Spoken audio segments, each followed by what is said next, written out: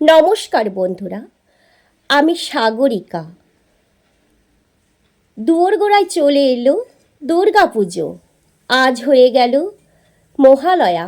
ভোরবেলায় মা দুর্গা হলেন দেবী পার্বতীর উগ্ররূপ, যিনি দুর্গতি নাশিনী, সংকট থেকে রক্ষা করেন। তিনি মহিষাসুর নামক অসুরকে বধ করার জন্য পরিচিত এবং 10 হাতে অস্ত্র ধারণ করে সিংহের উপর আসীন থাকেন।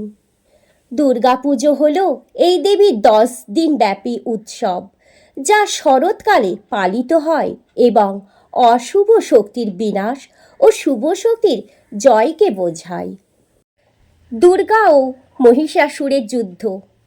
হিন্দু পুরাণ অনুযায়ী মহিষাসুর নামে এক শক্তিশালী অসুর পৃথিবীতে ত্রাস সৃষ্টি করেছিল।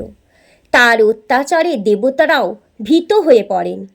এই অশুভ শক্তিকে বিনাশ করার জন্য ব্রহ্মা, বিষ্ণু ও শিবের তেজ থেকে দেবী দুর্গার সৃষ্টি হয়। দুর্গা তার 10 হাতে বিভিন্ন অস্ত্র ধারণ করেন এবং 9 দিন ধরে মহিষাসুরের সাথে যুদ্ধ করে তাকে বধ করেন।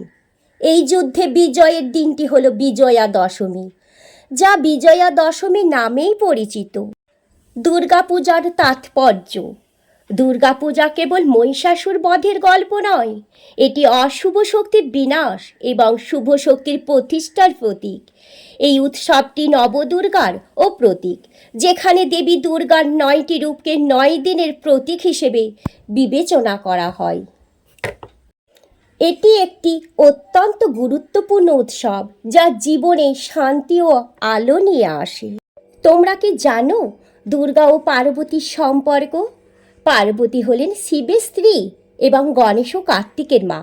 দুর্গা হলেন পার্বতীরই এক রণরঙ্গিনী রূপ। এই দুটি সত্তাকে একই দেবীর সৌম্য ও উগ্র রূপ হিসেবে দেখা হয়। মা দুর্গাকে আমরা নানা রূপে দেখে থাকি। চণ্ডিকা, যোগমায়া, অম্বিকা, মহামায়া, কাত্যায়নী, সিংহবাহিনী, শারদা, আনন্দময়ী এবং মা চণ্ডী, অদ্রিজা, অনেক কিছু। আমার মা দুর্গার গল্পটি তোমাদের কেমন লাগলো? এটি একটি হিন্দু ধর্মের প্রতিষ্ঠিত পৌরাণিক কাহিনী। যদি তোমাদের ভালো লাগে, অবশ্যই আমার গল্পটি শেয়ার করে দিও আর কমেন্ট করতে ভুলো না। আজকের মতন টাটা, সবাই ভালো থাকো। অন্যদিন আসছি মা দুর্গার অনেক কিছু রূপ নিয়ে, আরও অনেক কিছু কথা বলবো তোমাদের সাথে। সবাই ভালো থেকো, সুস্থ থেকো।